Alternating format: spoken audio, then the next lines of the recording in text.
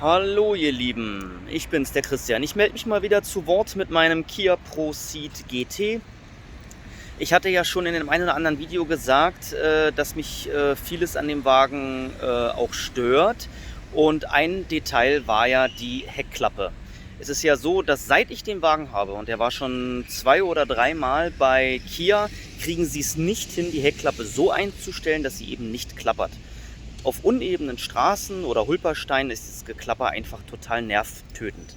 Ich zeige mal ganz kurz, was ich als Hilfestellung eigentlich jedem rate, was er mit dem gleichen Phänomen machen sollte. Ich schwenke mal auf die andere Kamera um.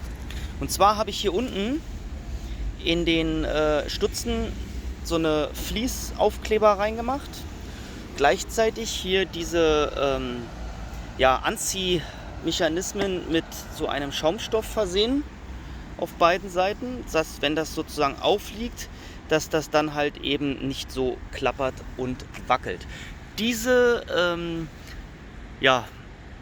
Abstandshalter haben sie erneuert, aber bringt rein gar nichts. Auch nicht, wenn man die rausdreht, das Geklappere hört nicht auf. Das heißt, achso, und hier empfehle ich auch jeden, der dieses Geklapper hat, am Schloss auch nochmal so eine Unterlegfließaufkleber.